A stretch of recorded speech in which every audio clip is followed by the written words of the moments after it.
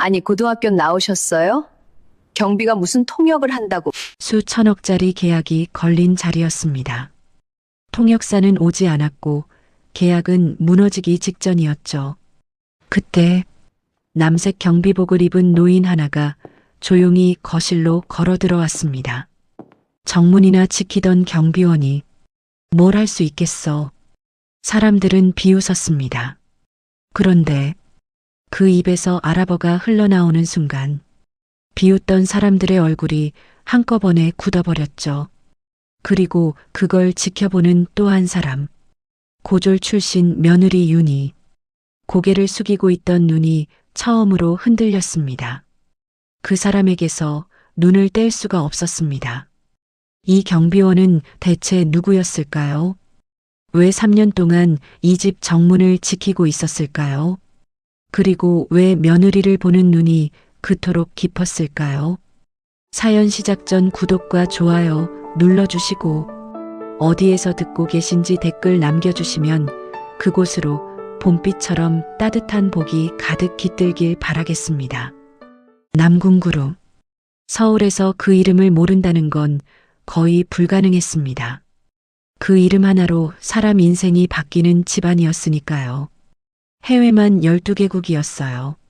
세상 어디를 가도 한 번쯤은 마주치게 되는 이름이었죠. 돈으로 따지면 숫자로는 다 담기지 않는 집안이었습니다. 그런 남군가가 그날 떨고 있었어요. 아침부터 저택 정문 앞에는 검은 차들이 줄지어 들어오고 있었습니다. 수천억짜리 해외 계약이 걸린 날이었어요.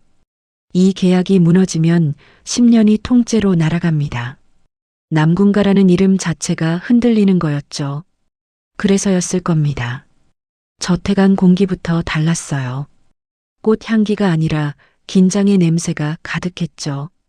구두 소리가 대리석 위를 쉴 새 없이 울리고 실무진들이 뛰듯이 움직이며 서류를 넘겼습니다.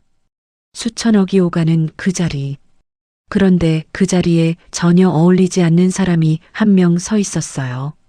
현관옆 구석이었습니다. 작은 테이블 하나 앞에 여자가 서 있었죠. 손님 외투를 받고 명찰을 건네는 일. 수천억짜리 계약이 걸린 날 그녀에게 맡겨진 건 그게 전부였어요. 며느리 윤희. 35이었습니다. 7년이었어요. 이 집에 들어온 지 7년 동안 윤희의 자리는 늘 같았죠.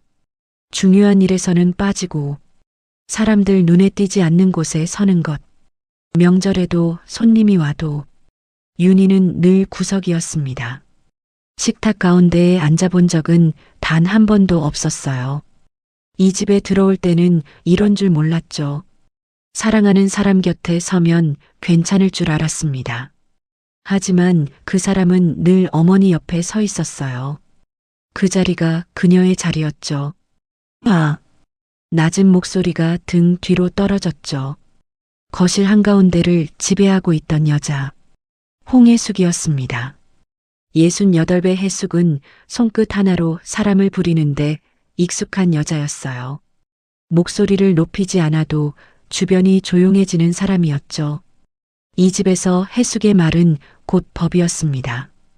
거스르는 사람도 거스를 수 있는 사람도 없었어요. 그 해숙이 윤희 앞으로 천천히 걸어왔습니다. 구두굽이 대리석을 찍는 소리가 또각또각 울렸어요. 윤희의 어깨가 저도 모르게 움츠러들었죠. 외투 받을 때 구겨지게 잡지 마. 오늘 오시는 분들 누군지는 알아? 네, 어머님. 조심하겠습니다. 윤희가 고개를 숙였어요. 해숙은 그 모습을 위에서 내려다보며 조용히 웃었죠. 조심하겠다는 말은 누구나 해. 잠깐 멈췄다가 다시 입을 열었습니다. 문제는 내가 할 수 있느냐는 거지. 그 한마디에 윤희의 손끝이 미세하게 떨렸어요. 하지만 아무 말도 하지 않았죠. 아니, 할 수가 없었습니다. 해숙이 돌아서며 실무진에게 말했어요. 일부러 들으라는 듯 또렷한 목소리로. 저 애한테 뭘 기대해. 배운 것도 없는 집안 출신인데. 순간 주변 시선이 한꺼번에 윤희에게 꽂혔습니다. 이 집에서 해숙 말에 토를 다는 건 자기 목을 조르는 일이었어요. 아무도 입을 열지 않았죠. 해숙이 테이블 위 커피잔을 들다가 손을 살짝 기울였습니다. 검은 커피가 대리석 위로 흘러내렸어요. 해숙의 눈이 윤희를 향했죠. 이런 것도 제대로 못 닦으면서 사람 상대를 하겠다는 거야? 윤희가 허리를 숙여 바닥을 닦았습니다. 손등에 커피가 묻었어요. 뜨거웠지만 아프다는 말은 하지 않았죠. 이 집에서 아프다는 말을 해본 적이 없었습니다. 아파도 티를 내면 안 되는 자리였으니까요. 손에 든 명찰이 살짝 구겨지는 걸 느꼈어요. 아무 말도 못한다는 게 더 비참했죠. 그때까지만 해도 아무도 몰랐어요. 윤희는 시선을 바닥에 고정했습니다. 대리석에 비친 자기 얼굴이 보였어요. 작고 초라하고 아무것도 아닌 사람의 얼굴이었죠. 7년 동안 이 집이 그녀에게 보여준 건 늘 그 얼굴이었습니다. 그때였습니다. 남편이 걸어 나왔어요. 42의 남궁은혁은 양복을 잘 차려입고 있었지만 표정은 양복만큼 반듯하지 못했죠. 남편은 아내를 봤습니다. 분명히 봤어요. 고개 숙인 윤희를, 귀까지 붉어진 얼굴을. 잠깐 입을 열었다가 다시 닫았죠. 괜히 나섰다가 자기까지 휘말릴까 봐서였습니다. 그게 이 남자의 전부였어요. 7년 동안 단 한 번도 아내 앞에 서본 적 없는 사람이었죠. 아내가 맡고 있을 때 돌아서는 게 습관이 된 사람이었습니다. 어머니, 칼리드 측에서 30분 정도 일찍 도착한다고 합니다. 남편은 어머니에게만 말했어요. 윤희에게는 눈길 한 번 주지 않았죠. 윤희는 그 뒷모습을 바라봤습니다. 양복 뒷자락이 흔들리는 게 보였어요. 저 등 뒤에 한 번이라도 숨을 수 있었다면 좋았을 텐데. 오늘만이라도 내 편이 되어달라는 말. 그 말은 입안에서 녹아 사라졌죠. 7년 동안 늘 그래왔으니까요. 이 집에서 윤희의 말은 나오기 전에 삼켜지는 것이었습니다. 해숙이 가족들을 둘러봤어요. 오늘 우리가 완벽하게 해야 돼. 알겠지? 그리고 다시 현관을 향해 말했죠. 박윤희, 오늘 실수하면 짐 싸는 거야. 윤희의 등이 굳었습니다. 이름 전부 부른다는 건 이 집에서 최후 통첩이나 다름없었어요. 가족들 사이로 낮은 웃음이 번졌죠. 남편만 웃지 못했어요. 하지만 그것뿐이었죠. 웃지 못한 것과 막아선 것 사이에는 하늘과 땅만큼의 거리가 있으니까요. 윤희는 그 웃음소리를 등 뒤로 들었습니다. 바늘처럼 꽂히는 소리였어요. 외투를 정리하는 손이 잠깐 멈췄죠. 하지만 곧 다시 움직였습니다. 흔들리는 걸 들키면 또 한마디가 날아올 테니까요. 그때 현관 너머로 바람이 한 줄기 불어왔어요. 정문 쪽이었습니다. 거기 아무도 신경 쓰지 않는 자리에 한 사람이 서 있었죠. 남색 경비복을 입은 72세의 노인. 박철두였습니다. 철두는 정문 앞에 서서 현관 쪽을 바라보고 있었어요. 윤희가 고개를 숙인 채 외투를 정리하는 모습이 보였죠. 그 뒤로 들리는 웃음소리까지 전부 들렸습니다. 철두는 아무 말 없이 그 풍경을 지켜봤어요. 표정도 바꾸지 않았죠. 하지만 주먹이 천천히 쥐어지고 있었습니다. 무의식처럼 손목 위를 한번 스쳤어요. 오래된 흉터가 있는 자리였죠. 그 순간에도 아무도 눈치채지 못했습니다. 이 집에서 가장 아무것도 아닌 사람 하나가 오늘 모든 걸 뒤집게 될 거라는 걸. 행사 시작까지 2시간. 저택안은 이미 전쟁터였습니다. 그때 거실 문이 벌컥 열렸어요. 이 과장이었죠. 숨이 턱까지 차 있었습니다. 사모님. 해숙이 고개를 돌렸어요. 통역이 연락이 안 됩니다. 뭐? 해숙의 눈이 돌아갔죠. 사고 났답니다. 병원에 실려갔대요. 거실이 조용해졌습니다. 해숙의 입술이 미세하게 떨렸어요. 떠는 이 모습을 본 사람은 이 집에 거의 없었죠. 대체 인력은? 지금 알아보고 있는데. 됐고, 나한테 전화기 줘. 해숙이 직접 전화를 걸었어요. 통역업체 3군데에 연달아 전화했죠. 전부 같은 대답이었습니다. 오늘은 어렵습니다. 해숙이 전화기를 내려놓았어요. 손가락 끝이 하얗게 질려 있었죠. 시계를 봤습니다. 1시간 반 남았어요. 그때 은혁이 다가왔죠. 어머니, 제가 아는 사람들한테 연락해 보겠습니다. 은혁이 폰을 꺼내 몇 군데 전화를 돌렸어요. 전부 같은 대답이었죠.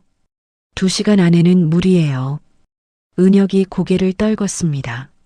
안 됩니다. 다 안 된다고 합니다. 해숙이 아들을 봤죠. 아들을 보는 눈이 아니었습니다. 쓸모없는 사람을 보는 눈이었어요. 그래서 어쩌자고? 은혁은 입을 열지 못했죠. 양복 소매만 만지작거렸습니다. 7년 전에도 지금도 이 남자는 늘 이랬어요. 결정적인 순간에 한 발짝 뒤로 빠지는 사람이었죠. 이 과장이 조심스럽게 말했습니다. 사모님, 통역 없이 그냥 진행하면. 해숙의 눈이 천천히 돌아갔어요. 통역 없이 수천억짜리 계약을 하자고. 이 과장이 한 발짝 뒤로 물러났죠. 아무도 대답하지 않았습니다. 직원들은 하나둘 고개를 숙였어요. 서로 눈을 피했죠. 그때 이 과장이 다시 다가왔습니다. 손에 종이 한 장이 들려 있었어요. 아까보다 얼굴이 더 창백했죠. 사모님, 이거 보셔야 합니다. 해숙이 종이를 받았습니다. 눈이 빠르게 움직였어요. 그리고 손가락이 멈췄죠. 이게 뭐야? 계약서였습니다. 숫자 하나가 틀려 있었어요. 딱 하나. 해숙의 손가락이 그 자리에서 멈췄죠. 이대로 들어갔어? 목소리가 떨렸습니다. 통역도 없고, 계약서도 잘못되어 있고, 모든 게 무너지고 있었어요. 거실이 조용해졌죠. 숨소리마저 사라진 것 같았어요. 그때 누군가 낮게 중얼거렸죠. 이거 망하면 끝입니다. 그리고 더 낮은 목소리가 이어졌습니다. 회장님 돌아오시기 전에 해결 못하면. 그 한마디에 방 안 공기가 완전히 얼어붙었어요. 회장 남궁원. 그 이름이 나오자 해숙의 얼굴이 하얗게 굳었어요. 이 자리를 해숙에게 맡긴 건 믿어서가 아니었죠. 잘못되면 책임을 지게 하려는 거였습니다. 바로 그때였어요. 현관 쪽에서 구두 소리가 들렸죠. 칼리드였죠. 검은 정장에 단정한 턱수염. 수행원 2명과 함께 현관을 향해 걸어오고 있었습니다. 현관에 서 있던 윤희의 심장이 쿵 내려앉았어요. 통역도 없고 계약서도 고쳐지지 않았는데 바이어가 와버린 거였죠. 윤희가 떨리는 손으로 외투를 받았습니다. 작은 목소리로 인사했어요. 칼리드는 가볍게 고개를 끄덕이며 안으로 들어갔죠. 거실에서 해숙이 일어났어요. 얼굴에 미소를 올렸죠. 하지만 입술 끝이 떨리고 있었습니다. 아까까지 창백했던 얼굴에 억지로 혈색을 올리는 것 같았어요. 어서 오십시오. 멀리서 오시느라 고생 많으셨습니다. 간단한 인사는 자연스럽게 오갔죠. 하지만 칼리드가 서류를 테이블에 올리는 순간 분위기가 확 바뀌었어요. 자, 그럼 본론으로 들어가시죠. 칼리드가 첫 페이지를 펼쳤습니다. 어려운 단어들이 쏟아지기 시작했어요. 해숙이 고개를 끄덕이며 들었죠. 하지만 눈빛이 흔들리고 있었습니다. 칼리드의 말이 점점 빨라졌어요. 해숙의 끄덕임은 점점 느려졌죠. 은혁이 옆에서 입을 열었습니다. 그건 말이 이어지지 않았어요. 결국 고개를 숙였죠. 칼리드가 말을 멈추고 해숙을 봤습니다. 이 조건에 대해 어떻게 생각하십니까? 해숙이 입을 열었어요. 아무 말도 나오지 않았죠. 거실이 조용해졌습니다. 모두가 보고 있었어요. 해숙의 입이 미세하게 떨렸죠. 하지만 소리는 나오지 않았습니다. 칼리드가 서류를 한 장 넘기며 다시 입을 열었죠. 그러면 위약금 조건은 어떻습니까? 더 어려운 내용이었습니다. 은혁이 옆에서 입을 열었어요.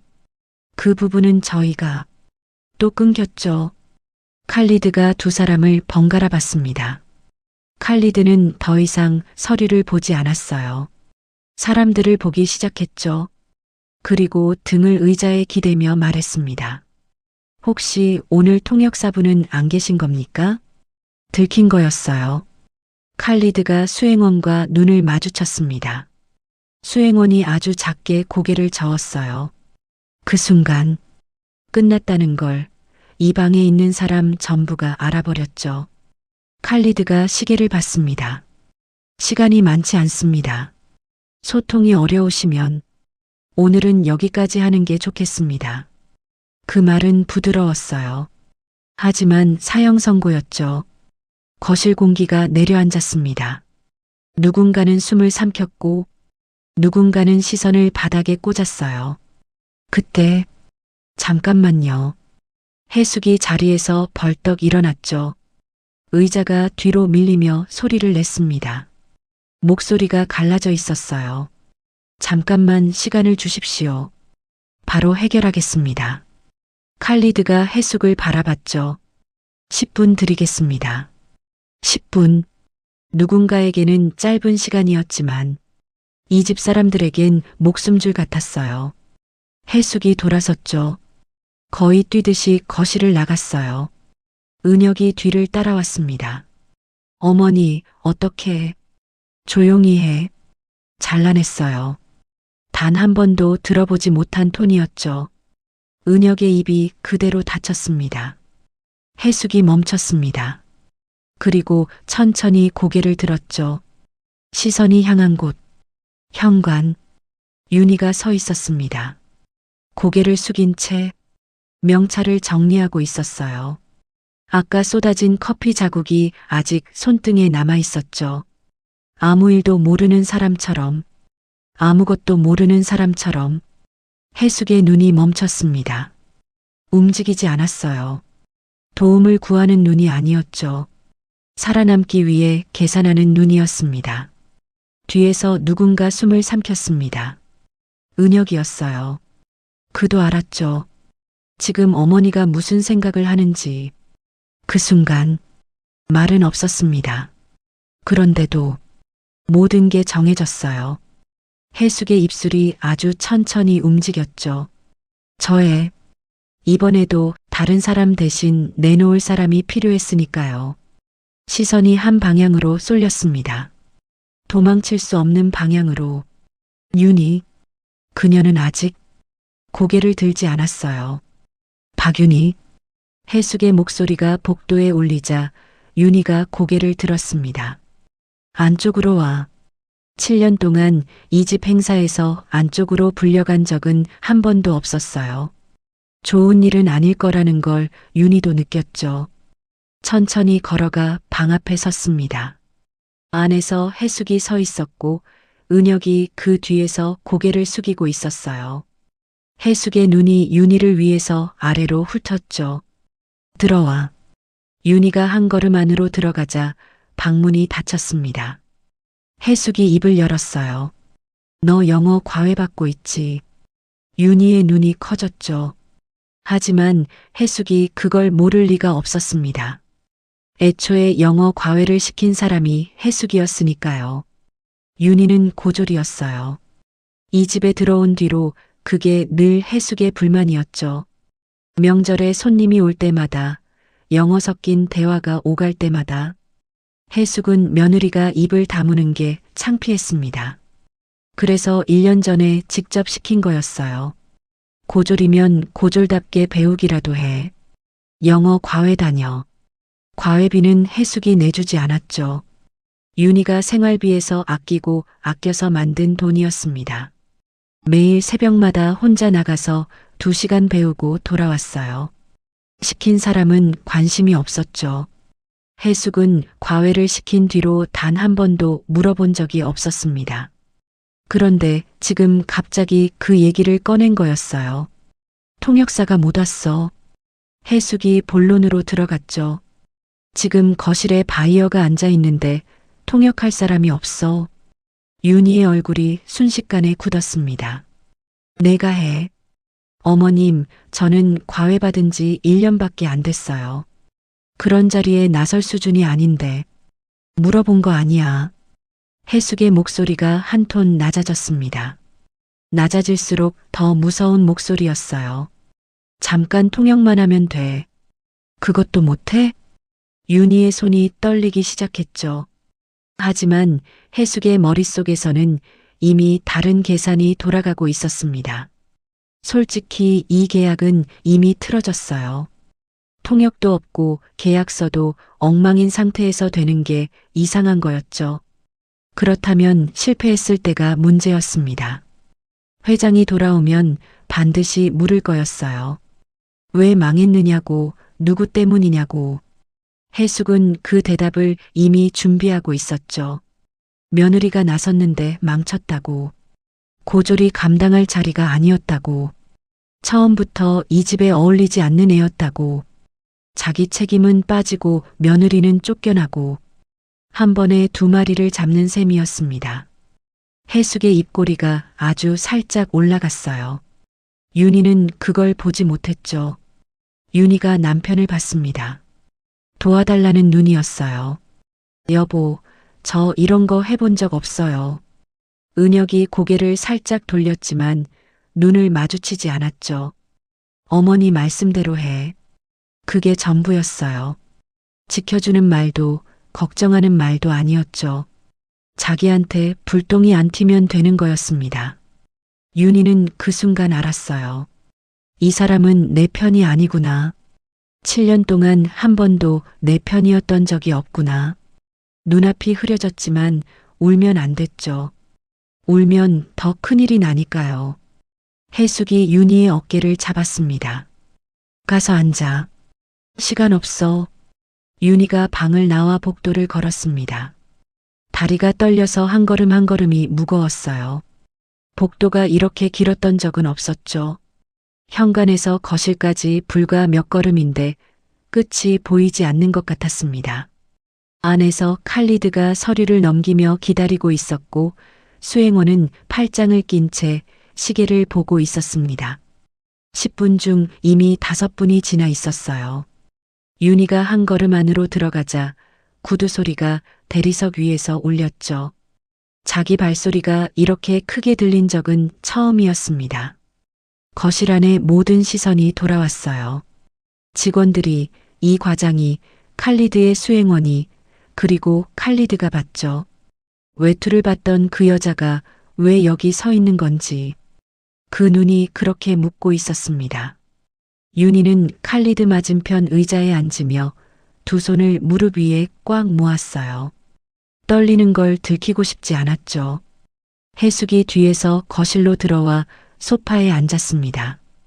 윤희를 바라보는 그 눈빛이 말하고 있었어요. 못하면 끝이야. 윤희는 그 시선을 등으로 느꼈죠. 칼리드가 윤희를 봤습니다. 아까 현관에서 외투를 봤던 여자가 갑자기 자기 앞에 앉아 있었으니까요. 하지만 표정을 바꾸지 않고 서류를 한 장 넘겼어요. 통역을 맡으시는 건가요? 윤희가 고개를 끄덕였습니다. 목소리가 나오지 않아서 고개로 대신한 거였어요. 3조 2항, 투자 배분 비율 조건입니다. 단어들이 쏟아졌죠. 하나하나는 알아들을 수 있었지만 문장이 이어지면 의미가 흩어졌습니다. 머릿속이 하얘졌어요. 칼리드가 말을 멈추고 윤희를 봤죠. 이해가 되셨나요? 윤희가 입을 열었습니다. 그러니까 말이 막혔어요. 거실이 다시 조용해졌죠. 해숙의 눈이 가늘어지면서 입꼬리가 살짝 올라갔습니다. 거 봐. 안 되잖아. 그 표정이었어요.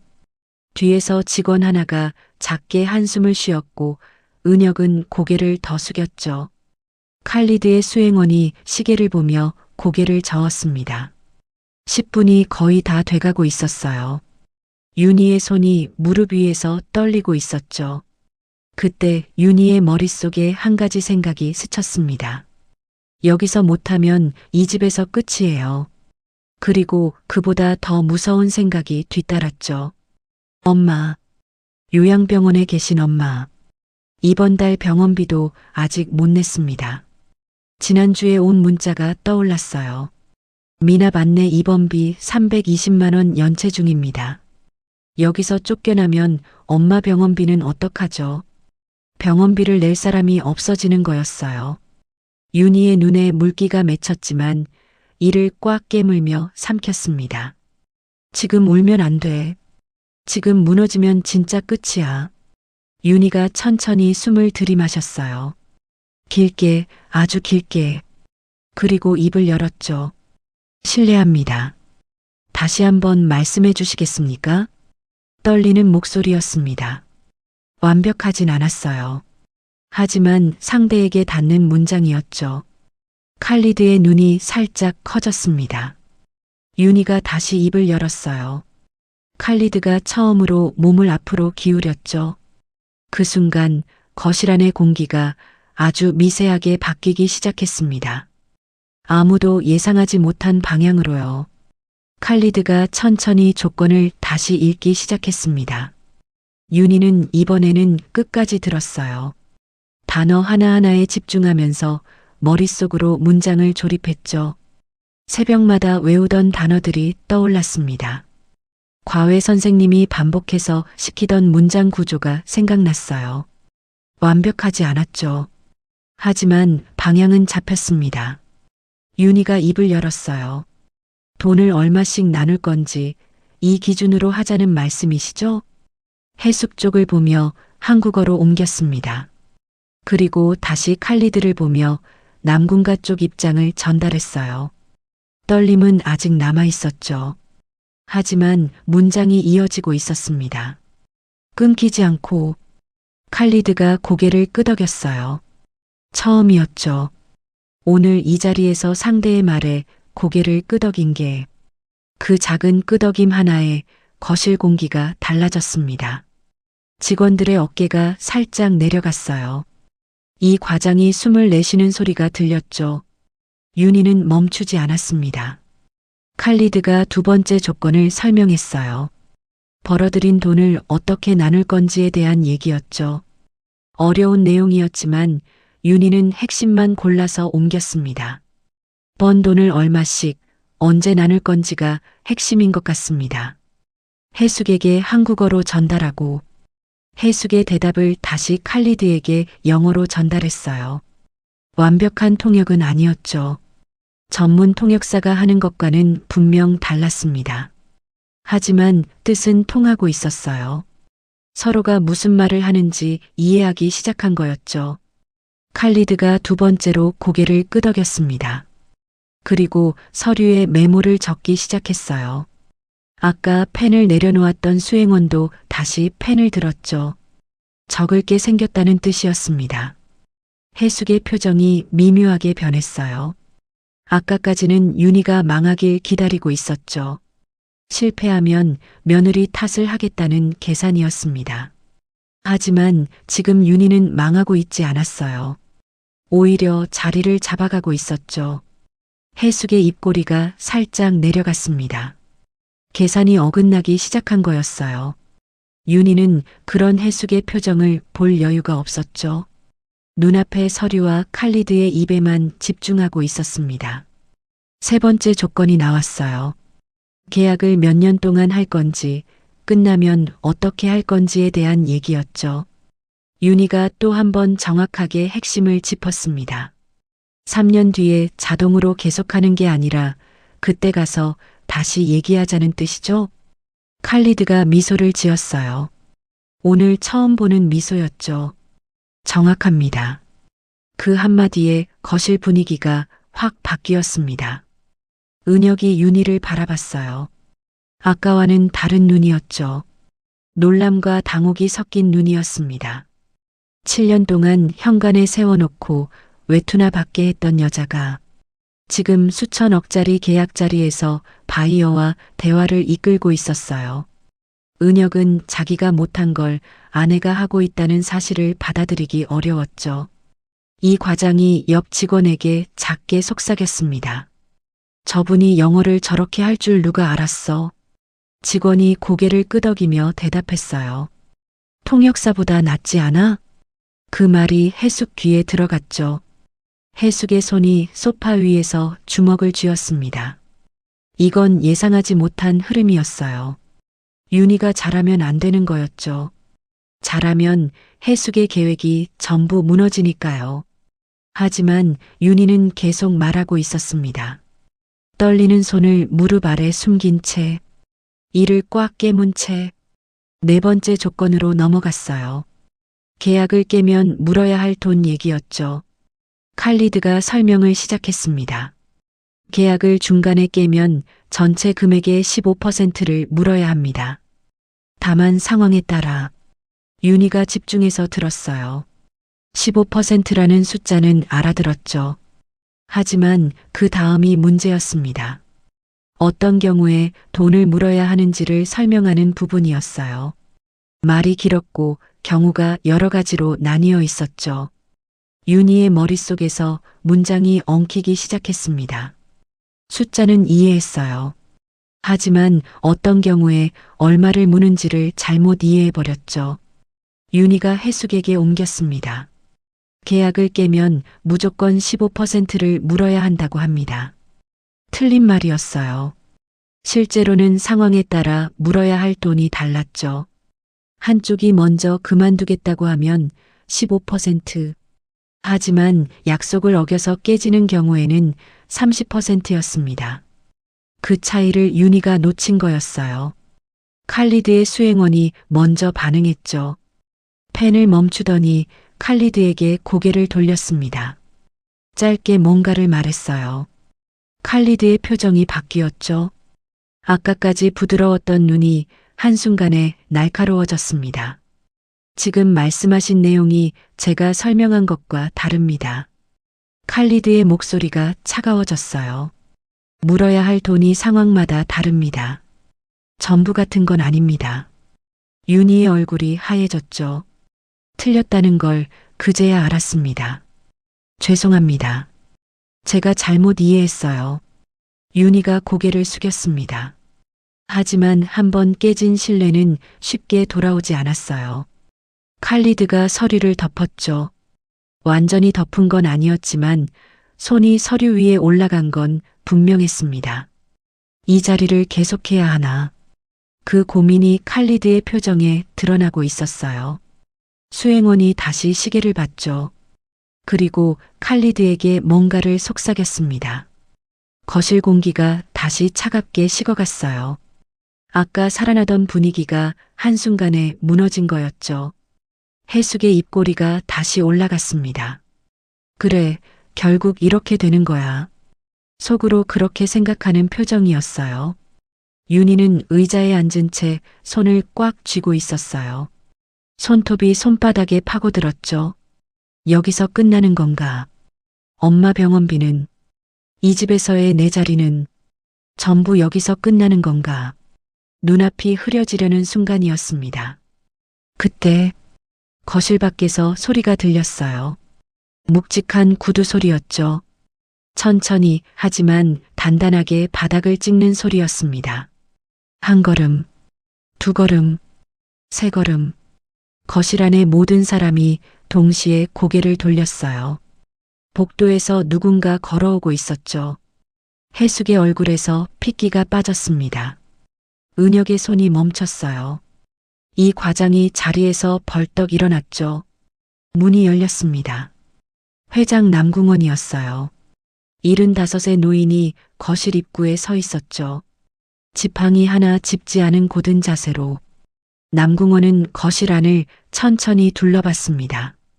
흐트러진 서류, 창백한 표정의 직원들, 굳은 얼굴의 칼리드, 그리고 맞은편 의자에 앉아 두 손을 꽉 쥐고 있는 윤희까지.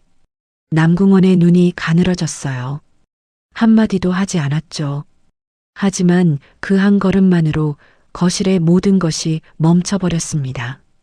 그리고 그 자리에 있던 누구도 이 다음에 무슨 일이 벌어질지 상상하지 못했습니다.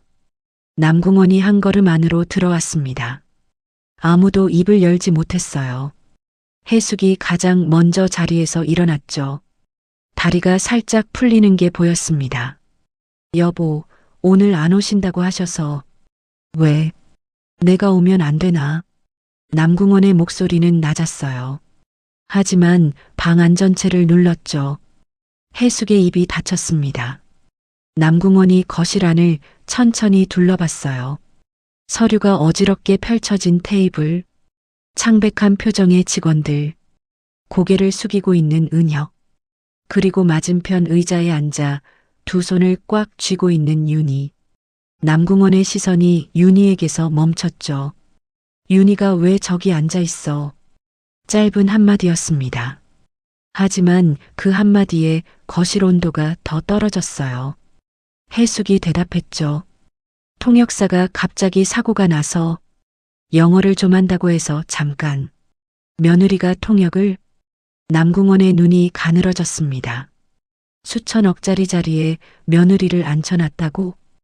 해숙의 얼굴이 더 하얘졌어요. 준비해둔 말이 있었죠. 며느리가 나서서 망쳤다고.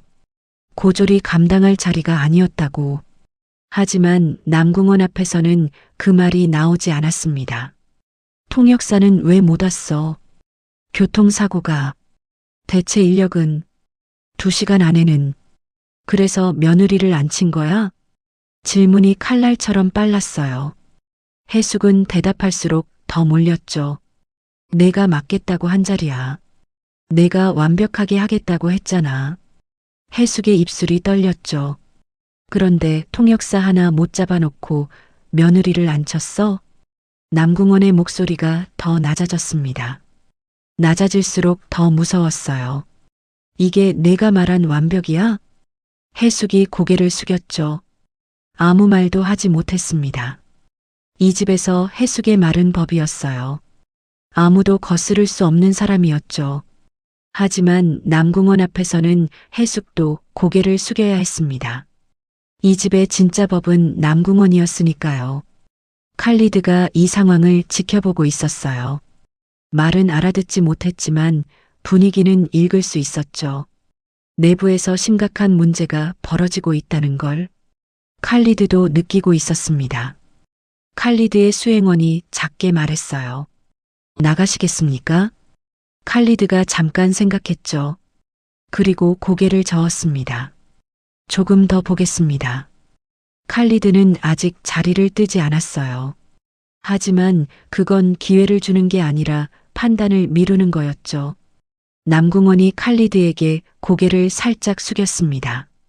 영어로 짧게 말했어요. 잠시 실례하겠습니다.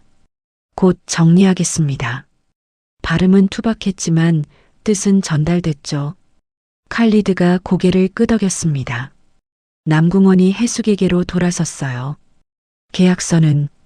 이 과장이 후다닥 서류를 가져왔죠. 남궁원이 서류를 받아들었습니다. 눈이 빠르게 움직였어요. 1장, 2장, 3장. 그리고 멈췄죠. 이 숫자 뭐야? 아까 해숙이 발견했던 그 오류였습니다. 이 과장의 얼굴이 새하얘졌어요. 수정 중이었는데 아직? 바이어가 앞에 앉아 있는데 아직이라고? 남궁원의 목소리가 커졌죠. 오늘 처음으로 소리를 높인 거였습니다. 거실이 얼어붙었어요. 직원들이 숨을 죽였죠. 남궁원이 서류를 테이블 위에 내려놓았습니다. 탁 하는 소리가 거실에 울렸어요. 통역사도 없고, 계약서도 틀렸고, 며느리를 앉혀놨고, 남궁원이 해숙을 봤죠. 이게 당신이 한 일이야? 죄송해요. 그게 해숙이 할 수 있는 전부였습니다. 남궁원은 대답하지 않았어요. 대신 윤희를 봤죠. 윤희는 의자에 앉은 채 고개를 숙이고 있었습니다. 두 손이 무릎 위에서 떨리고 있었어요. 아까보다 더 심하게 남궁원이 윤희에게 다가갔습니다. 고개 들어봐. 윤희가 천천히 고개를 들었어요. 눈이 빨갛게 충혈되어 있었죠. 하지만 울지는 않았습니다. 남궁원이 윤희를 한참 바라봤어요. 내가 통역을 했어? 네. 시어머님이 시키셔서. 시킨 건 묻지 않았어. 내가 한 거야, 안 한 거야. 했습니다. 윤희의 목소리가 작았지만 떨리지는 않았어요. 남궁원이 고개를 끄덕였죠. 칼리드 씨가 뭐라고 하던? 세 번째 조건까지는 괜찮았는데 네 번째에서 제가 잘못 이해했습니다. 윤희가 솔직하게 말했어요. 숨기지 않았죠. 남궁원의 눈이 미세하게 움직였습니다. 잘못 이해한 건 뭐였어? 계약을 깨면 물어야 할 돈이 상황마다 다른 건데 제가 전부 같다고 잘못 전달했어요. 남궁원이 서류를 다시 들었죠. 해당 부분을 훑었습니다. 이거 남궁원이 손가락으로 짚었어요. 여기가 문제였다는 거지. 네. 남궁원이 잠깐 서류를 바라보다가 윤희를 다시 봤습니다. 세 번째 조건까지는 맞게 했다고? 맞게 했다기보다는 핵심은 전달한 것 같습니다. 남궁원의 표정이 미묘하게 변했어요. 화난 표정이 아니었죠. 뭔가를 재는 표정이었습니다. 그때 해숙이 입을 열었어요. 여보, 제가 잘못한 겁니다. 며느리한테 무리하게 시킨 게. 잠깐. 남궁원이 손을 들었죠. 해숙의 입이 닫혔습니다. 남궁원이 다시 윤희를 봤어요. 너 영어 어디서 배웠어? 과외를 받고 있습니다. 1년 됐어요. 1년? 남궁원의 눈썹이 살짝 올라갔죠. 1년 배워서 이 자리에 앉은 거야? 윤희가 고개를 숙였습니다. 앉고 싶어서 앉은 게 아닙니다. 그 말에 거실이 다시 조용해졌어요. 남궁원이 윤희를 한참 바라봤죠. 그리고 칼리드 쪽으로 고개를 돌렸습니다. 잠깐만 기다려 주십시오. 남궁원이 복도로 나갔어요. 해숙과 은혁이 뒤따라갔죠. 복도에서 남궁원이 멈춰 섰습니다. 전화해. 은혁이 고개를 들었어요. 네. 내 비서실에 전화해. 지금 당장. 은혁이 바로 전화를 걸었죠. 남궁원이 전화기를 받아들었습니다. 나야. 김상무한테 연락해. 바로 이리 오라고 해. 전화를 끊고 남궁원이 해숙을 봤어요. 계약서 오류는 내가 잡는다. 통역은 남궁원이 거실 쪽을 봤죠. 윤희가 앉아있는 쪽을. 저 애가 계속하게 해. 해숙의 눈이 커졌습니다.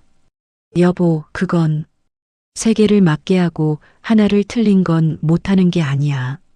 부족한 거지. 남궁원이 돌아섰어요. 부족한 건 채우면 돼.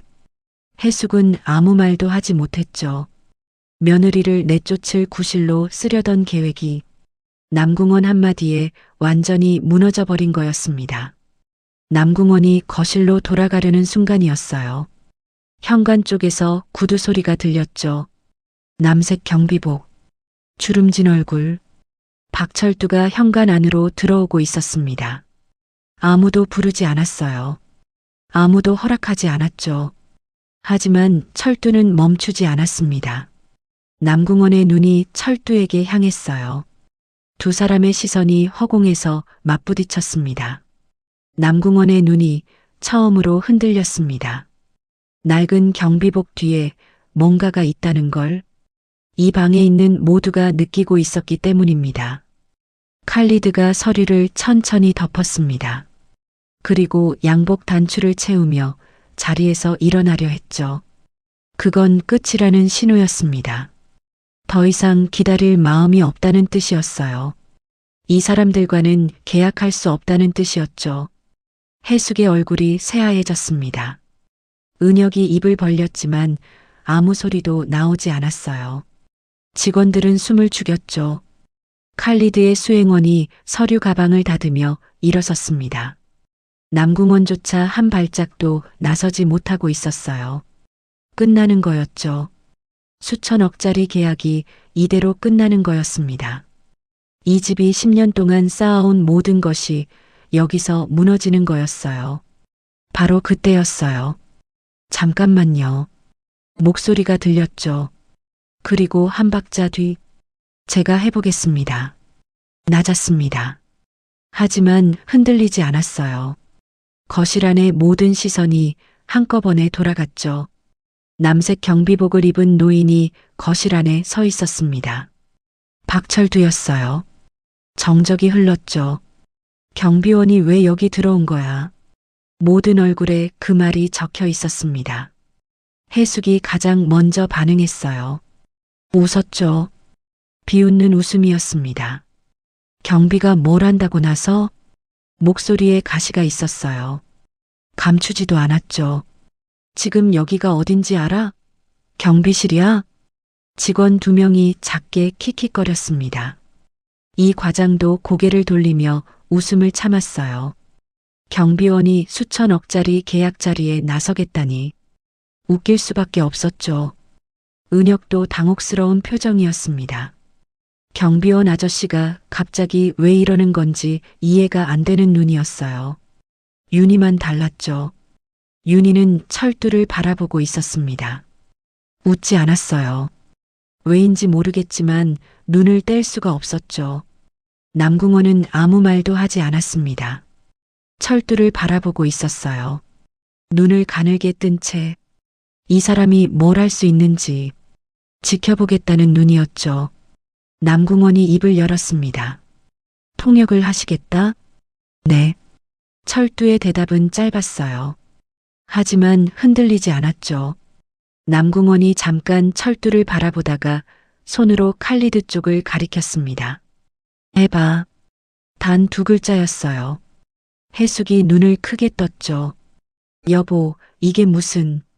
내가 해보라고 했어. 남궁원이 해숙을 한번 봤습니다. 그걸로 끝이었어요. 해숙의 입이 닫혔죠. 칼리드는 일어서려다 멈춘 채 이 상황을 지켜보고 있었습니다. 아직 완전히 일어서지는 않았어요. 반쯤 걸터앉은 자세였죠. 가겠다는 마음과 지켜보겠다는 마음 사이에 있었습니다. 철두가 천천히 칼리드 쪽으로 걸어갔어요. 남색 경비복 차림이었죠. 양복도 아니고 넥타이도 없었습니다. 이 자리에 가장 어울리지 않는 차림이었어요. 하지만 걸음은 흔들리지 않았죠. 철두가 칼리드 앞에 서며 고개를 살짝 숙였습니다. 잠깐 입을 다물었어요. 숨을 한번 고른 뒤 입을 열었죠. 아랍어가 흘러나왔습니다. 거실 안에 모든 사람이 얼어붙었습니다. 해숙의 비웃음이 얼굴에서 지워졌어요. 킥킥거리던 직원들의 입이 닫혔죠. 은혁이 고개를 번쩍 들었습니다. 아랍어였죠. 경비원의 입에서 아랍어가 나온 거였습니다. 윤희의 눈이 커지면서 입이 살짝 벌어졌어요. 아무도 말을 하지 못했죠. 방금 웃었던 사람들이 전부 굳어버렸습니다. 철두의 아랍어는 더듬거리지 않았어요. 마치 오랜 세월 그 말을 써온 사람의 말투였죠. 정중했지만 단단했습니다.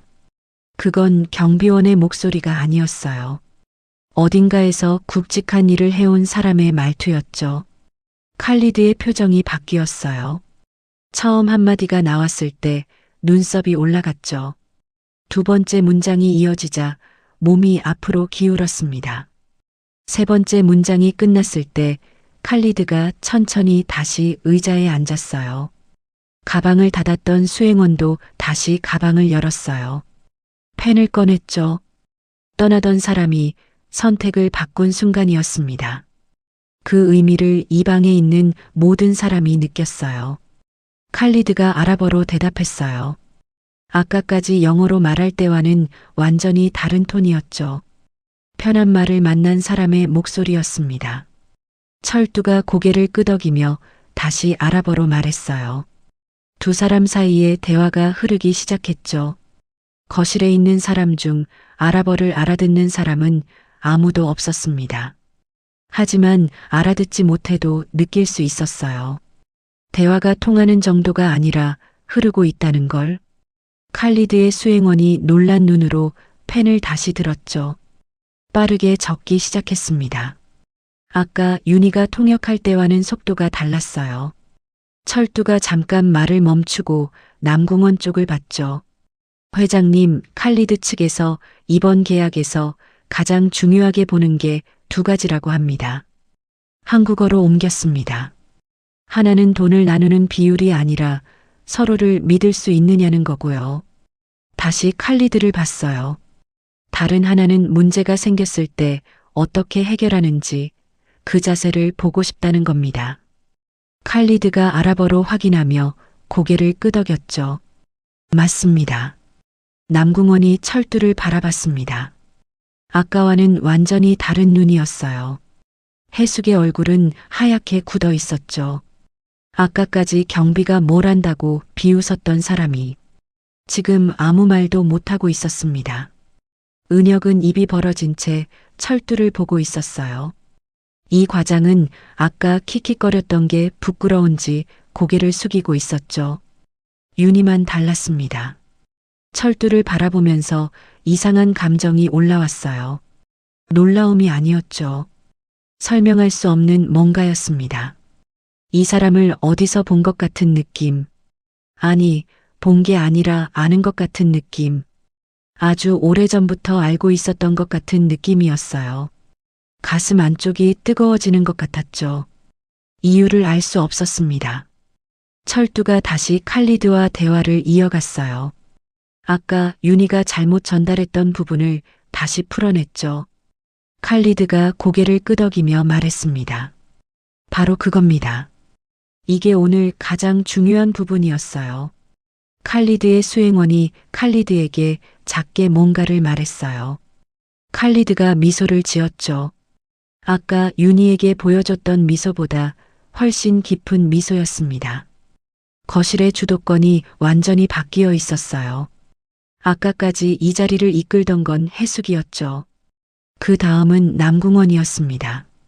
하지만 지금은 남색 경비복을 입은 노인이 이 자리의 중심에 서 있었어요. 아무도 불러주지 않은 사람이, 이 집에서 가장 낮은 자리에 있던 사람이 지금 모든 것을 바꾸고 있었죠. 그때 칼리드가 철두를 유심히 바라보며 입을 열었습니다. 실례지만 혹시 어디서 뵌 적이 있습니까? 철두의 눈빛이 아주 잠깐 흔들렸어요. 그리고 손목 위를 한번 스쳤어요. 오래된 흉터가 있는 자리를요. 칼리드가 철두를 바라보고 있었습니다. 대화가 이어지는 동안에도 시선은 계속 철두에게 머물러 있었어요.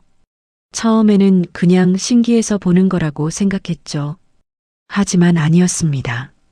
칼리드의 눈이 점점 달라지고 있었어요. 신기함이 아니라 뭔가를 떠올리려는 눈이었죠. 철두의 말투, 아랍어의 억양, 고개를 숙이는 각도, 상대를 대하는 태도, 하나하나가 칼리드의 머릿속에서 뭔가를 건드리고 있었습니다. 어디서 봤을까? 어디서 들었을까? 칼리드는 사업가였어요. 전 세계를 돌아다니며 수많은 사람을 만났죠. 얼굴은 잊어도 인상은 기억하는 사람이었습니다.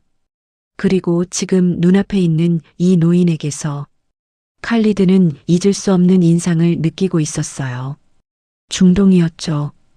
20년도 더 전이었습니다. 칼리드가 아직 젊었을 때, 아버지를 따라 항만 사업 현장에 처음 나갔던 그때, 그곳에 한국인이 한 명 있었어요. 이름은 기억나지 않았죠. 하지만 그 사람이 했던 일은 기억났습니다. 항만 건설 현장에서 현지 노동자들과 직접 부딪히며 일했던 사람, 아랍어를 현지인처럼 썼던 사람, 현장 사람들이 그 한국인만 보면 고개를 숙였어요. 존경해서였습니다. 그리고 사고가 터졌을 때 다른 사람들은 도망쳤지만 그 사람만 반대로 뛰어들었어요. 무너지는 현장 속으로. 그 사람 덕분에 현장이 무너지지 않았죠. 칼리드의 아버지가 그 한국인에게 직접 악수를 청했던 기억이 났죠. 당신 덕분에 이 항만이 살았습니다.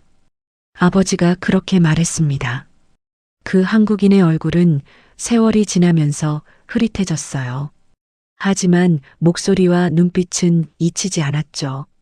지금 눈앞에 있는 이 노인의 목소리가 그때 그 사람과 닮아 있었습니다. 칼리드가 대화를 멈췄어요. 잠깐이었죠. 하지만 거실 안의 모든 사람이 느낄 수 있는 멈춤이었습니다. 칼리드가 눈을 좁혔어요. 기억을 더듬는 눈이었죠. 그리고 낮게 물었습니다. 혹시 중동에서 일하신 적이 있습니까? 철두가 잠깐 멈췄어요. 오래전 일입니다. 부정하지 않았죠. 하지만 인정하지도 않았습니다. 칼리드의 눈이 더 좁아졌어요. 알자일 항만. 그 이름이 나오자 철두의 턱이 미세하게 움직였죠. 거기 한국인이 한 명 있었습니다. 현장을 살린 사람. 칼리드가 한 걸음 다가왔어요. 혹시 그때 그분 아닙니까? 거실이 조용해졌습니다. 철두는 대답하지 않았어요. 입을 꾹 다물고 있었죠. 하지만 손목 위를 다시 한번 스쳤습니다. 오래된 흉터가 있는 자리를. 그 손짓을 칼리드가 봤어요. 칼리드의 눈이 커졌죠. 맞습니다.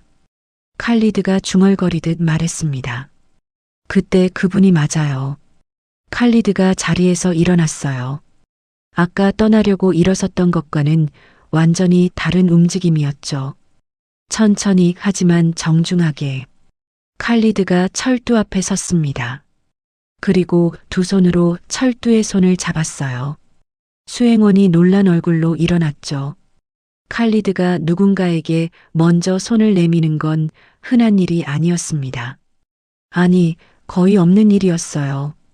아버지가 돌아가시기 전까지 말씀하셨습니다. 알자일 항만을 살린 한국인이 있었다고. 칼리드의 목소리가 떨렸어요. 그때 저는 22이었습니다. 아버지 옆에 서서 그 현장을 봤어요. 철두가 칼리드를 바라봤죠. 그 젊은이가 당신이었습니까? 칼리드가 고개를 끄덕였습니다. 네, 맞습니다. 두 사람이 서로를 바라봤죠. 20년이 넘는 시간이 그 사이에 있었습니다. 한 사람은 세계적인 사업가가 됐고, 다른 한 사람은 남의 집 경비원이 되어 있었어요. 하지만 이 순간, 칼리드의 눈에 비친 철두는 경비원이 아니었죠. 거실 안의 사람들은 상황을 이해하지 못하고 있었습니다. 해숙은 눈이 커진 채 굳어 있었어요. 칼리드가 왜 경비원의 손을 잡고 있는지 이해가 안 되는 표정이었죠. 은혁은 입이 벌어진 채 한마디도 하지 못했습니다. 이 과장과 직원들도 마찬가지였어요. 남궁원만 달랐죠. 남궁원은 철두를 바라보고 있었습니다. 눈을 가늘게 뜬 채. 하지만 아까와는 다른 눈이었어요. 시험하는 눈이 아니라 다시 보는 눈이었죠. 칼리드가 거실 안의 사람들을 둘러봤습니다. 여러분은 이분이 누군지 모르시는 것 같군요. 아무도 대답하지 못했어요. 칼리드가 철두를 바라보며 말했죠. 이분은 20년 전 중동 알자일 항만 건설 현장에서 사고가 났을 때 현장을 지휘한 사람입니다. 거실이 더 조용해졌습니다. 그 사고로 현장이 무너질 뻔했을 때 이분이 수십 명의 노동자를 대피시켰어요. 칼리드가 다시 철두의 손을 잡았죠. 그리고 저는 그 한국인 덕분에 사업을 배웠습니다. 거실 안이 완전히 뒤집혔어요. 아까까지 웃었던 사람들이 전부 얼어붙어 있었죠. 경비원이라고 무시했던 사람들이, 경비복 차림이라고 킥킥거렸던 사람들이 지금 숨도 못 쉬고 있었습니다. 해숙의 얼굴에서 핏기가 빠졌어요. 경비가 뭘 안다고 비웃었던 자기 목소리가 머릿속에서 울리고 있었죠. 은혁은 의자에 앉은 채 땀을 닦고 있었습니다. 아무것도 할 수 없었어요. 윤희는 철두를 바라보고 있었죠. 눈물이 나올 것 같았습니다. 왜 눈물이 나오는지는 몰랐어요. 이 사람이 이렇게 대단한 사람이었다는 게, 이 집에서 경비원으로 서 있었다는 게, 아침마다 정문 앞에서 고개를 숙이고 있었다는 게 가슴이 찢어지는 것 같았죠. 그리고 동시에 이상한 감정이 또 올라왔습니다. 아까부터 계속 느꼈던 그 감정. 이 사람을 아는 것 같은 느낌. 아주 오래전부터 알고 있었던 것 같은 느낌이었어요. 칼리드가 철두에게 물었죠. 그런 분이 왜 여기서 경비를 하고 계십니까? 철두가 잠깐 윤희 쪽을 봤습니다. 그리고 조용히 대답했어요. 지켜야 할 사람이 있어서요. 그 한마디에 거실 안의 공기가 한 번 더 바뀌었죠. 하지만 그 말이 무슨 뜻인지 아직은 아무도 알지 못했습니다. 칼리드가 펜을 들었습니다. 서류 위에 사인을 하고 수행원도 옆에서 서명을 했어요. 수천억짜리 계약이 성사된 거였죠. 칼리드가 일어서며 철두와 악수를 나눴습니다. 그 악수가 유난히 길었어요. 오늘 이 자리가 살아난 건 당신 덕분입니다. 철두가 고개를 살짝 숙였죠. 과분한 말씀입니다. 칼리드가 아랍어로 말했습니다. 다시 뵙게 되어 영광이었습니다. 철두도 아랍어로 대답했어요. 두 사람이 짧게 미소를 나눴죠. 칼리드 일행이 현관을 나서 정문을 빠져나갔습니다. 서명이 끝난 서류가 테이블 위에 놓여 있었어요. 방금 전까지 끝났다고 생각했던 계약이 살아났죠. 경비원 한 명 때문에, 남색 경비복을 입은 노인 한 명 때문에 해숙의 얼굴이 빨갛게 달아올랐습니다. 기쁠 리가 없었어요. 계약이 살아난 건 좋은 일이었죠. 하지만 그걸 살린 게 자기가 아니었습니다. 자기가 무능하다는 게 온 가족 앞에서 드러났어요. 자기가 짠 계획이 전부 무너졌죠. 며느리를 희생양으로 만들려던 그림이 깨졌고 자기가 무시했던 경비원이 자기 자리를 뺏어버렸습니다.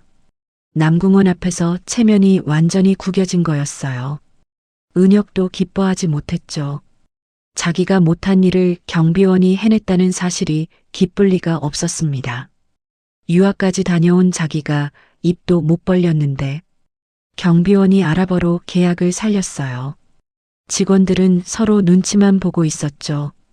아까 킥킥거리며 웃었던 게 떠올라서 누구도 먼저 말을 꺼내지 못했습니다. 철두는 조용히 한 발 물러났어요. 아무 일도 없었다는 듯이 원래 자기 자리로 돌아가려는 것 같았죠. 그때 남궁원이 입을 열었습니다. 잠깐. 철두의 발이 멈췄어요. 남궁원이 소파에 앉아 철두를 바라보고 있었죠. 앉아. 철두가 맞은편 소파에 앉았습니다. 남색 경비복 차림으로 이 집 소파에 앉은 건 처음이었어요. 이름이 뭐야? 박철두입니다. 경비 들어온 지 얼마나 됐어? 3년 됐습니다. 남궁원의 눈이 좁아졌죠. 3년 동안 아랍어를 하는 사람인 줄 아무도 몰랐다는 거야? 물어보는 사람이 없었습니다. 거실이 조용해졌어요. 3년 동안 이 집에 있었는데 이 사람이 어떤 사람인지 누구 하나 물어본 적이 없었죠. 경비원이니까요. 경비원한테는 아무도 관심이 없었습니다. 중동에서 뭘 했어? 건설 현장에서 일했습니다. 항만, 도로, 이것저것 했어요. 근데 우리 집에 경비로 들어온 이유가 철두가 잠깐 입을 다물었죠. 사정이 있었습니다. 더 말하지 않았어요. 남궁원도 더 묻지 않았죠. 남궁원이 천천히 일어섰습니다. 그리고 철두를 바라봤어요. 고맙습니다. 덕분에 계약 잘 끝냈어요. 존댓말이었죠. 남궁원이 경비원에게 존댓말을 쓴 건 처음이었습니다. 수고했어요. 담담한 목소리였어요. 하지만 그 두 마디 안에 담긴 무게는 거실에 있는 모든 사람이 느꼈죠. 남궁원이 복도로 나가며 해숙에게 말했습니다. 계약서 최종본 내일까지 정리해. 그리고 한마디 더. 그리고 저분 경비에서 빼. 다른 데 쓸 데가 있을 것 같다. 해숙의 눈이 커졌어요. 남궁원은 돌아보지 않은 채 나갔죠. 해숙은 참을 수가 없었습니다. 경비원 하나 때문에 이 꼴이 됐어요. 자기가 짠 판이 전부 뒤집혔죠. 며느리를 내쫓으려던 계획이 실패했고 회장 앞에서 무능한 사람이 되어버렸습니다. 그리고 가장 견딜 수 없는 건 자기 밑에 있던 사람들이 자기를 보는 눈이 달라졌다는 거였어요. 아까까지 해숙 앞에서 고개를 숙이던 직원들이 지금은 철두를 보고 있었죠. 해숙이 아니라 철두를. 그게 해숙에게는 가장 참을 수 없는 모욕이었습니다. 해숙이 철두를 향해 말했어요. 잠깐. 철두가 멈췄죠. 당신 대체 뭐야? 뭔데 이 집에 경비원으로 있었어? 해숙의 목소리가 날카로웠습니다. 그리고 누가 당신한테 나서라고 했어? 누가? 철두가 해숙을 봤어요. 표정이 변하지 않았죠. 시키는 일을 했을 뿐입니다. 시키는 일? 내가 시킨 건 정문 지키는 거야. 거실에 들어오라고 한 적 없어. 해숙이 한 걸음 다가왔습니다. 이거 그냥 안 넘어가. 당신 내가 알아낼 거야. 철두가 대답하지 않았어요. 해숙은 더 말하고 싶었지만 할 말이 없었습니다. 경비원을 이길 수 있는 말이 떠오르지 않았어요. 그게 더 화가 났죠. 은혁은 구석에서 철두와 윤희를 번갈아 보고 있었습니다. 아까부터 입을 한 번도 열지 못했어요. 자기가 못한 일을 경비원이 했고, 자기가 외면한 아내를 경비원이 먼저 챙겼고, 자기 어머니가 그 경비원한테 밀리고 있었죠. 은혁은 오늘 이 자리에서 아무것도 하지 못했습니다. 철두가 돌아서서 거실을 나가려 했어요. 그때 현관 쪽에 윤희가 서 있는 게 보였죠. 윤희는 아까부터 그 자리에서 모든 걸 보고 있었습니다. 철두가 윤희 앞을 지나가려는 순간 잠깐 걸음을 멈췄어요. 윤희를 봤죠. 윤희의 손이 아직 떨리고 있는 게 보였습니다. 아까 칼리드 앞에서 통역하느라 떨었던 그 손이 아직도 멈추지 못하고 있었어요. 철두가 아주 작게 말했죠. 겁먹으면 지는 거야. 윤희의 손이 멈췄습니다. 심장이 한 박자 건너뛴 것 같았어요. 겁먹으면 지는 거야. 그 말이었죠. 머릿속에서 뭔가가 번쩍하고 지나갔습니다. 여름이었어요. 아주 더운 여름. 윤희가 아직 꼬마였을 때 동네 골목에서 넘어졌죠. 무릎이 까져서 피가 났습니다. 울고 있었어요. 그때 누군가가 달려왔죠. 커다란 손이 윤희를 번쩍 들어 올렸습니다. 그 손이 윤희의 머리카락을 쓸어주면서 낮고 따뜻한 목소리로 말했어요. 겁먹으면 지는 거야. 울지 마. 아빠가 있잖아. 그 손은 거칠었지만 따뜻했죠. 그 손을 잡으면 무서운 게 없었습니다. 세상에서 제일 안전한 손이었어요. 지금 눈앞에 서 있는 이 사람의 목소리가, 그 말투가, 고개를 숙이는 각도가 그때 그 사람과 닮아 있었죠. 윤희의 눈이 커졌습니다. 가슴이 요동치기 시작했어요. 설명할 수 없었죠. 하지만 온몸이 반응하고 있었습니다. 이 사람을 안다. 이 사람을 알고 있다. 머리가 아니라 몸이 기억하고 있는 것 같았어요. 윤희가 입을 열려 했죠. 하지만 철두는 이미 돌아서 있었습니다. 남색 경비복을 입은 등이 현관을 지나 정문 쪽으로 멀어지고 있었어요. 윤희는 그 뒷모습을 바라봤죠. 눈물이 한 줄 흘러내렸습니다. 그리고 윤희는 아직 몰랐습니다. 이 사람이 진짜 누구인지, 왜 3년 동안 이 집에 있었는지, 왜 그 말을 알고 있는지, 그 답이 나올 때 윤희의 세상은 완전히 달라지게 됩니다. 해숙이 현관 쪽을 봤죠. 윤희가 서 있었습니다. 아까부터 같은 자리에서 움직이지 못하고 있었어요. 해숙이 윤희를 향해 걸어갔죠. 너. 윤희가 고개를 들었습니다. 오늘 내가 뭘 한 것 같아? 경비원이 살려준 거지. 내가 한 게 뭐가 있어. 윤희의 입이 달싹거렸지만 말이 나오지 않았죠. 이 집에서 내 자리가 어딘지 아직도 모르겠어? 현관이야. 내 자리는 현관이라고. 윤희의 눈에 물기가 차올랐죠. 하지만 울지 않으려고 이를 깨물었습니다. 7년이었어요. 7년 동안 이런 말을 들어왔죠. 익숙해야 하는데 익숙해지지 않았습니다. 매번 가슴 어딘가가 찢어지는 것 같았어요. 하지만 오늘 윤희의 눈빛은 달랐죠. 아까까지는 고개를 숙이고 있었는데 지금은 숙이지 않았습니다. 해숙이 그걸 봤어요. 뭐야? 지금 나한테 눈 깔 생각이 없는 거야? 해숙의 목소리가 한 톤 더 올라갔죠. 고졸 주제에 어디서 감히 눈을 들어. 그 말이 나온 순간이었습니다. 정문 쪽에서 발소리가 들렸어요. 철두였죠. 아까 나갔던 철두가 다시 현관 안에 서 있었습니다. 정문까지 갔다가 돌아온 거였어요. 왜 돌아왔는지는 철두 자신도 몰랐을 겁니다. 그냥 발이 멈추지 않았던 거였죠. 나가려는데 뒤에서 해숙의 목소리가 들렸어요. 현관이야, 내 자리는 현관이라는 말이. 고졸 주제라는 말이. 3년 동안 참았습니다. 매일 아침 정문에서 윤희를 봤어요. 고개 숙인 채 외투를 받는 모습을. 아무 말도 못하고 서 있는 모습을. 3년 동안 봤죠. 하지만 오늘은 달랐어요. 윤희가 떨리는 손으로 칼리드 앞에 앉는 걸 봤죠. 그래도 이를 깨물고 다시 입을 여는 걸 봤습니다. 자기 때문이었어요. 자기가 곁에 없었으니까 딸이 이 집에서 이런 대접을 받는 거였죠. 그런데 지금 또 저 말을 듣고 있었습니다. 고졸 주제에. 내 자리는 현관이야. 철두의 표정이 변했어요. 오늘 하루 동안 한 번도 바뀌지 않았던 그 얼굴이 처음으로 굳었죠. 눈이 달라졌습니다.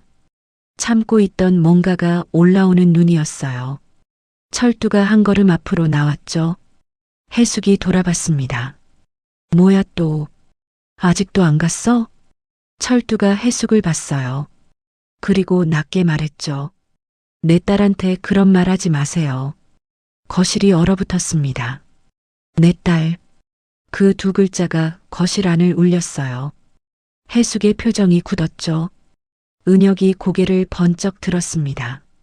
이 과장이 숨을 삼켰어요. 아무도 움직이지 못했죠. 윤희도요. 윤희는 그 자리에서 숨이 멈춘 것 같았습니다. 내 딸. 지금 이 사람이 뭐라고 한 거죠? 뭐라고 했어? 해숙이 더듬거리며 물었어요. 철두가 해숙이 아닌 윤희를 봤죠.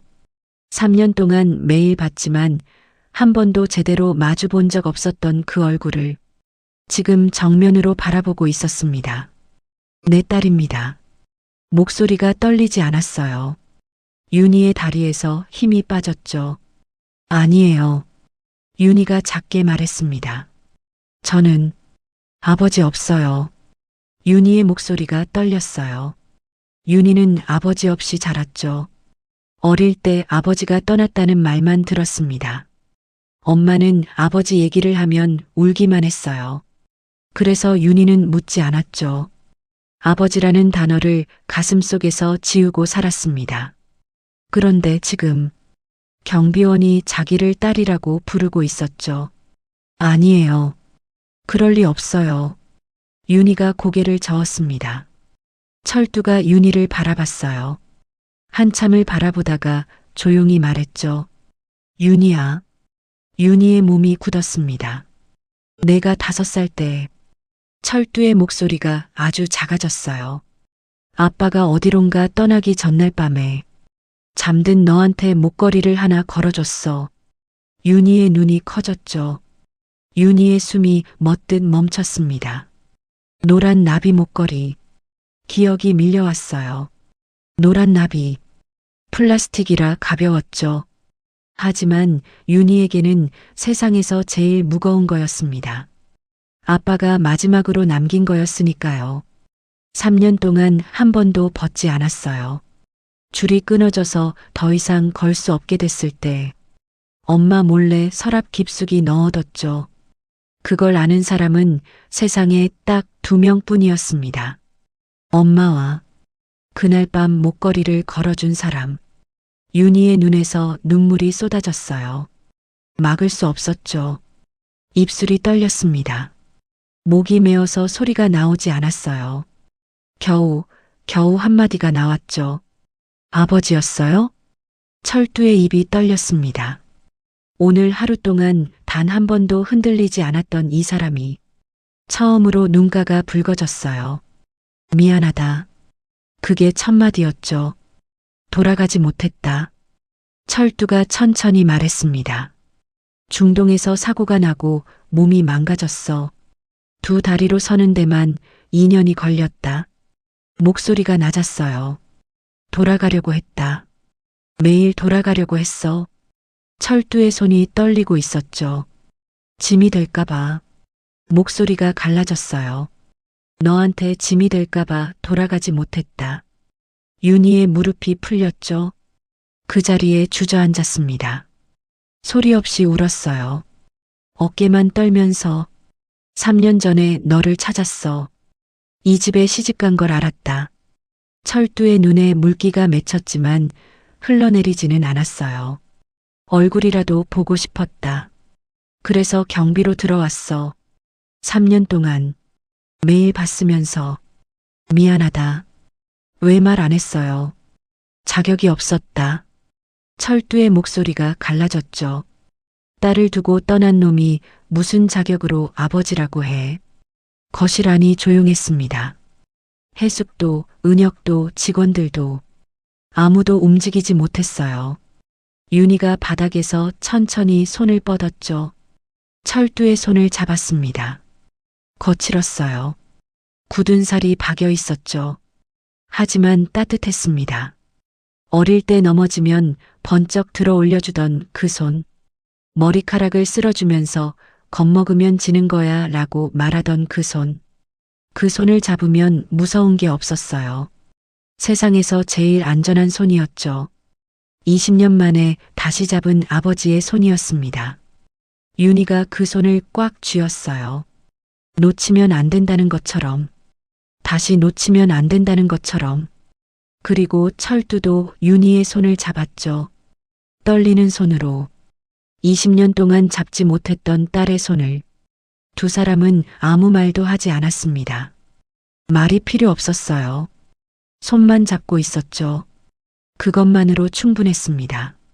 그날 이후 남군가는 조용히 달라지기 시작했습니다. 겉으로는 아무 일도 없었던 것처럼 보였어요. 저택은 여전히 크고 정원은 여전히 깨끗했죠. 하지만 안에서는 모든 게 바뀌고 있었습니다. 가장 먼저 바뀐 건 철두의 자리였어요. 남궁원은 약속을 지켰죠. 철두를 경비에서 빼고 남군가 해외사업 자문역이라는 자리를 줬습니다. 이름만 자문이 아니었어요. 칼리드 쪽과의 후속 협의에 철두가 직접 참여했죠. 아랍어는 물론이고 중동 현지 사정까지 꿰고 있는 사람이었습니다. 남궁원은 철두를 쓰면 쓸수록 이 사람이 보통이 아니라는 걸 느꼈어요. 이런 사람을 3년 동안 정문에 세워뒀다는 게 말이 돼? 남궁원이 비서실에 조용히 말했지만 대답하는 사람은 없었죠. 해숙은 밀려났습니다. 칼리드 계약건 이후로 남궁원은 해숙에게 해외 사업을 맡기지 않았어요. 대신 윤희와 철두가 그 자리를 채웠죠. 해숙이 10년 넘게 쥐고 있던 자리를 며느리가 가져간 거였습니다. 해숙은 남궁원에게 따졌어요. 내가 이 집에서 뭘 했는데 며느리한테 넘기는 게 말이 돼? 남궁원은 짧게 대답했죠. 뭘 했는데? 그 한마디에 해숙은 아무 말도 할 수 없었습니다. 통역사 하나 못 잡았고 계약서 오류를 놓쳤고 며느리를 희생양으로 쓰려다 실패했고 경비원을 비웃었다가 망신을 당했어요. 남궁원은 결과로 말하는 사람이었죠. 그리고 결과는 해숙 편이 아니었습니다. 해숙은 저택 안에 있었지만 예전의 해숙이 아니었어요. 목소리를 높여도 돌아보는 사람이 줄었고 지시를 내려도 직원들이 먼저 윤우 쪽을 확인했죠. 이 집에서 해숙의 말이 법이던 시절은 끝났습니다. 은혁은 더 조용해졌어요. 아내의 아버지가 경비원이었다는 사실, 그 경비원이 자기보다 훨씬 대단한 사람이었다는 사실, 7년 동안 아내를 외면했던 자기 자신, 그 세 가지가 은혁을 눌렀죠. 오랜만에 윤희에게 말을 걸었습니다. 저기, 내가 미안해. 윤희는 고개를 돌려 남편을 봤어요. 뭐가요? 다. 은혁의 목소리가 작았죠. 윤희는 대답하지 않았습니다. 용서한다는 말도 용서할 수 없다는 말도 하지 않은 채 고개를 돌려 창밖을 봤어요. 7년 동안 입을 다물고 있던 사람이 한마디 미안해로 바뀔 수 있을까? 윤희는 그 대답을 아직 내리지 못했죠. 하지만 한 가지는 달라졌습니다. 윤희는 더 이상 현관에 서 있지 않았어요. 남궁원이 윤희에게 해외사업팀 통역 보조라는 자리를 줬죠. 직함은 작았지만 의미는 달랐습니다. 처음으로 이 집에서 윤희의 이름 석자가 서류에 올라간 거였어요. 영어 과외는 계속 다녔죠. 새벽에 나가서 2시간 배우고 돌아오는 건 똑같았습니다. 하지만 이제는 시어머니가 시켜서 가는 게 아니라 자기가 가고 싶어서 가는 거였어요. 그리고 매일 저녁 철두가 윤희에게 아랍어를 한 문장씩 가르쳐 주기 시작했습니다. 저택 뒷마당 벤치에 나란히 앉아서 해가 질 때까지. 철두가 문장을 말하면 윤희가 따라했어요. 발음이 이상하면 철두가 웃었고 윤희도 따라 웃었죠. 3년 동안 한 번도 나누지 못했던 대화를 두 사람은 아랍어로 시작했습니다. 이상한 일이었지만 그게 두 사람에게는 가장 자연스러운 시작이었어요. 20년이라는 시간은 너무 길었죠. 그 시간이 만든 거리를 한 번에 좁힐 수는 없었습니다. 철두는 아직도 윤희에게 미안했고 윤희는 아직도 철두에게 서운했어요. 왜 떠났는지 이해는 됐지만 이해하는 것과 괜찮은 건 다른 거였죠. 어떤 날은 아랍어 수업을 하다가 웃으면서 끝나는 날이 있었습니다. 어떤 날은 윤희가 아무 말 없이 철두를 바라보다가 눈물을 흘리는 날도 있었어요. 그러면 철두는 아무 말도 하지 않고 그냥 옆에 앉아 있었죠. 말이 필요 없다는 걸 두 사람 다 알고 있었습니다. 그리고 엄마에게 전화를 했어요. 엄마, 왜 그래? 무슨 일이야? 아빠 찾았어. 전화기 너머로 한참 동안 아무 소리도 들리지 않았죠. 엄마, 어디 있대? 엄마의 목소리가 떨렸습니다. 여기 있어. 가까이에. 엄마가 전화기를 붙잡고 소리 없이 울었어요. 윤희도 울었죠. 20년 동안 엄마가 아버지 얘기를 하지 않았던 건 잊어서가 아니었습니다. 너무 아파서 말할 수 없었던 거였어요. 병원비 문제도 달라졌죠. 남궁원이 윤희의 급여를 정리해주면서 통역 보조 월급이 들어오기 시작했습니다. 요양병원비 연체 문자는 더 이상 오지 않았어요. 철두도 자문역 수당을 받기 시작했죠. 3년 동안 경비원 월급으로 살았던 사람에게 처음으로 제대로 된 대우가 돌아온 거였습니다.